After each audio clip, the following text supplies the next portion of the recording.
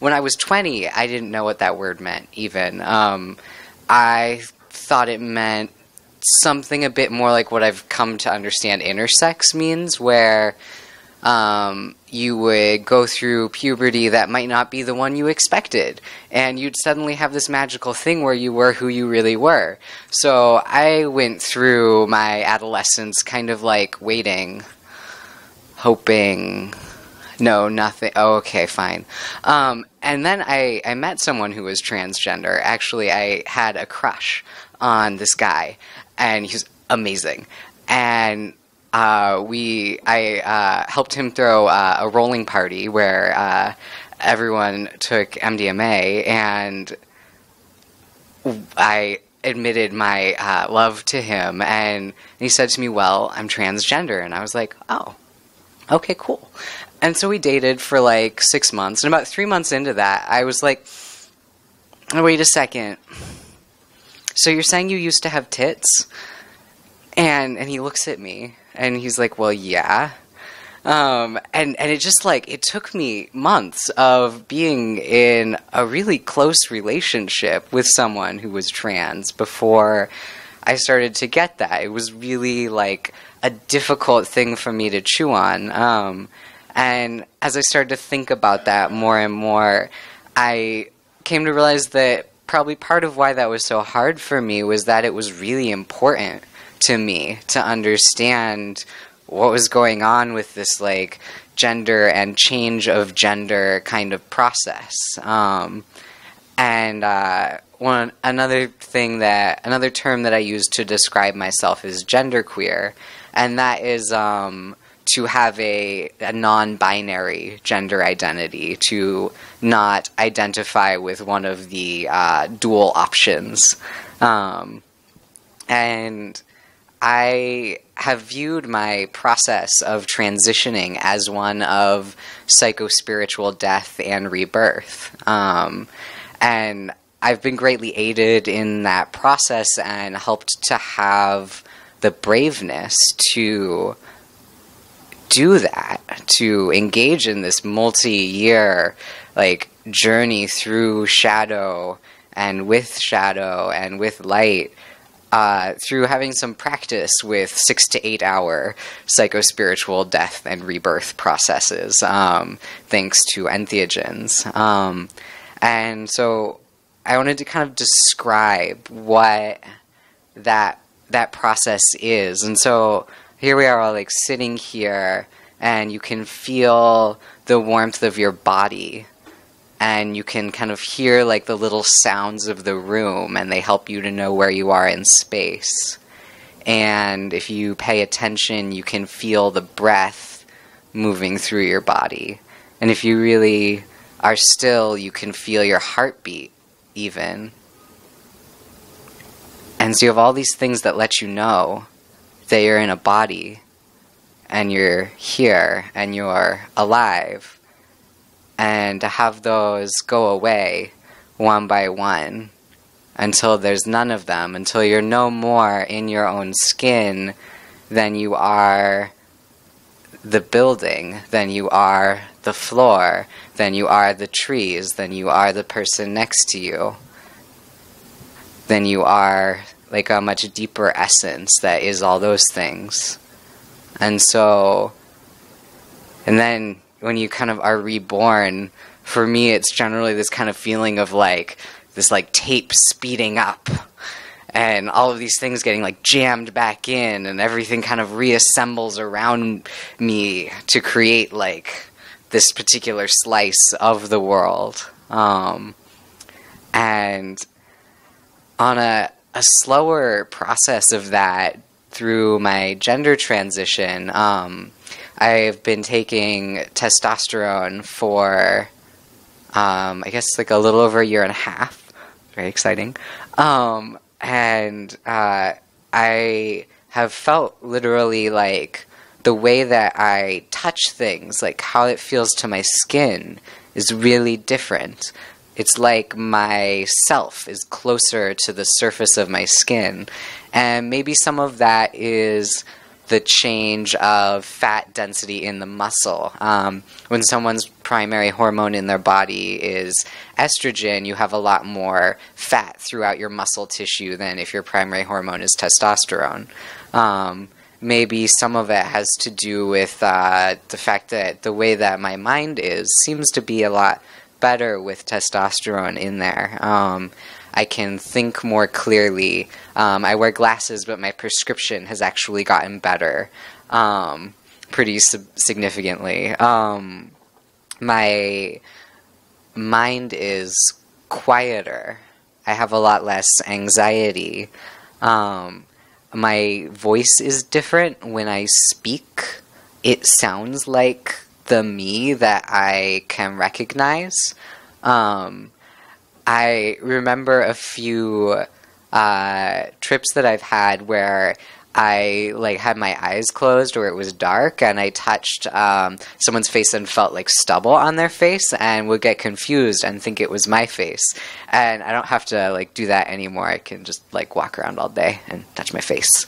And it's great. And I've really felt embodied in a way that I couldn't have described before.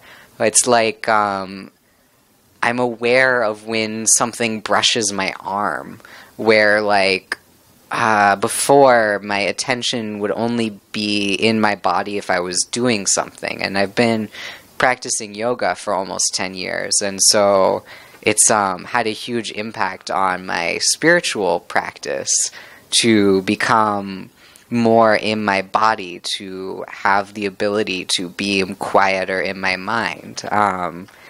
And I've also felt a huge change in my degree of connection to people, to be myself when I talk to someone, rather than trying to perform to fit their expectations of something that I really don't understand, which is being a woman. And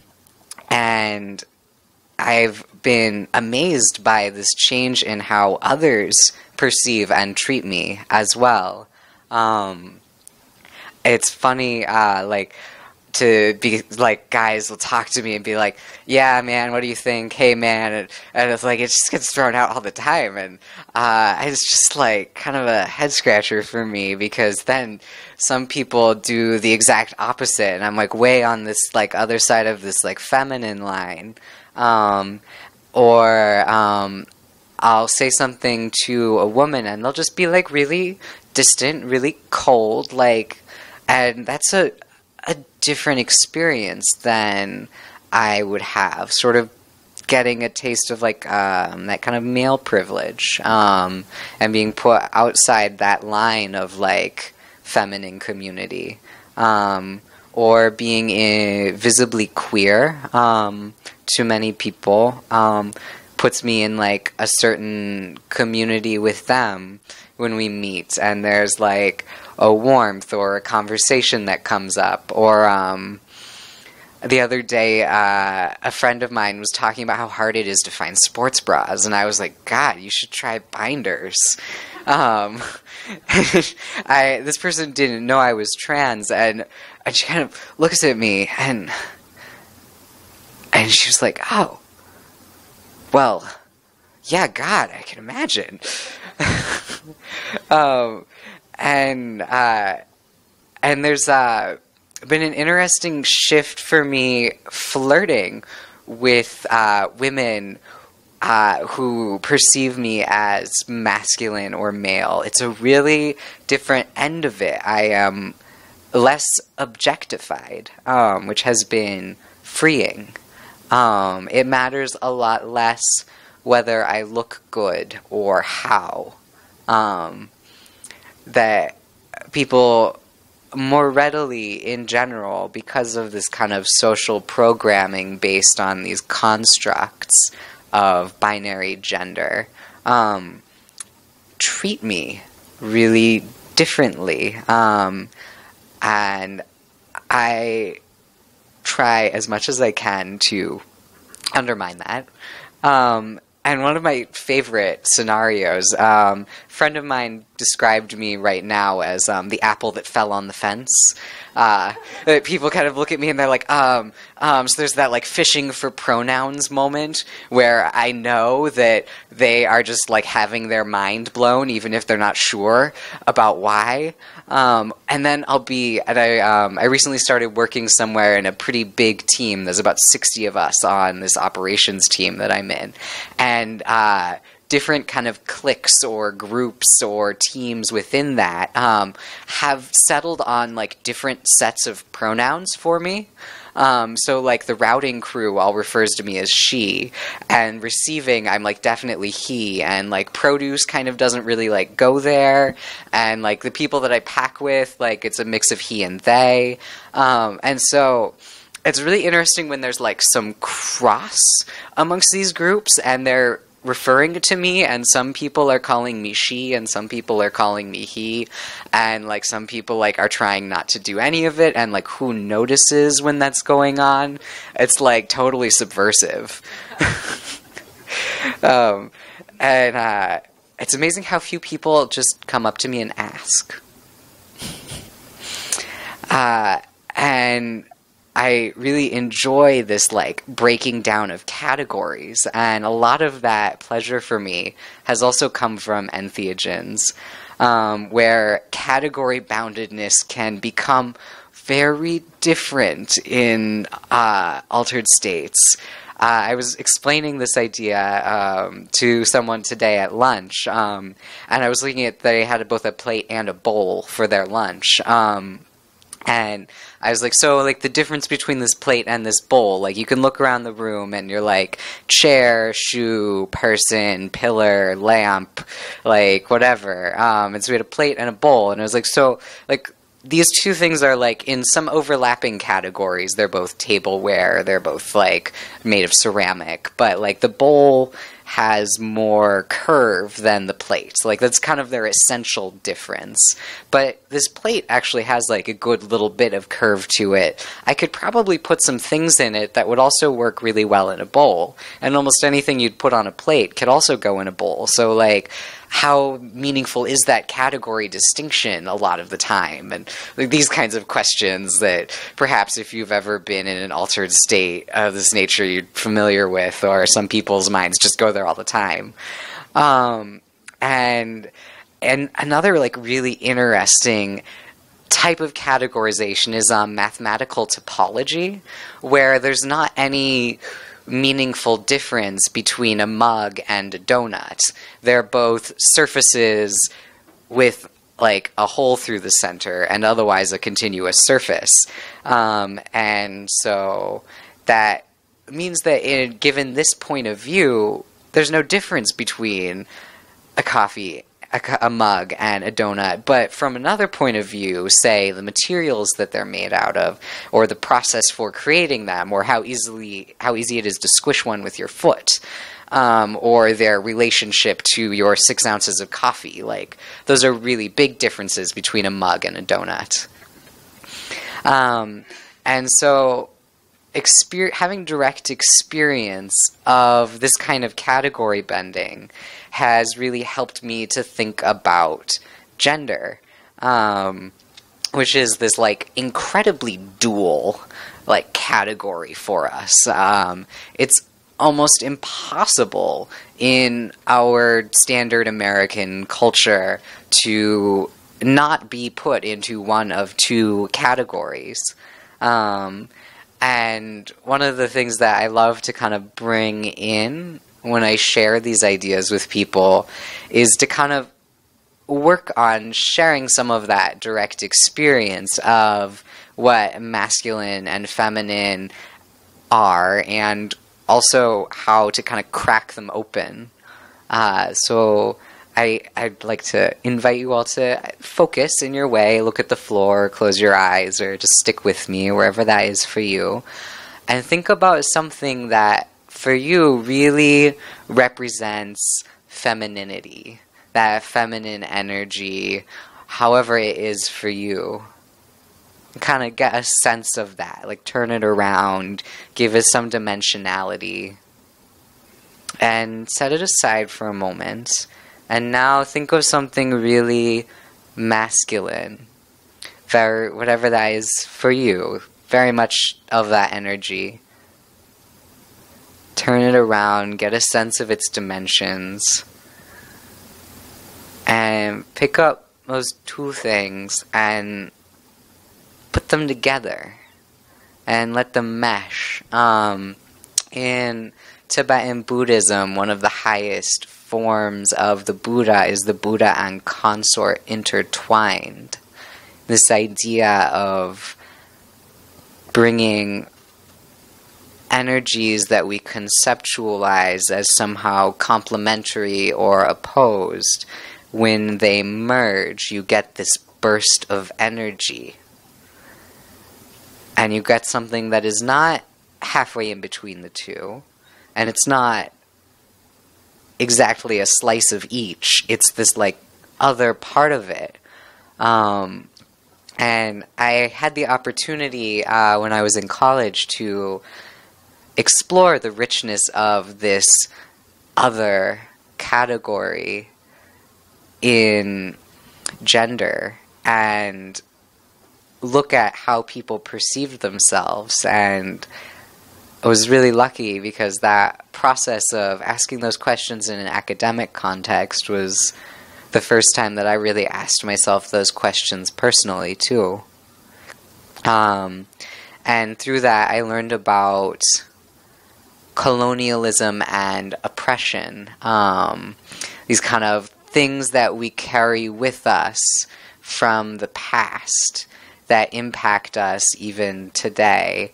And that things like affirmative action are designed to help us work through a little bit. And one of the things I've observed is that in any two-class system, you have a winner and a loser. So in the case of gender, it's about half the people in the world who are very often not given the rights of people.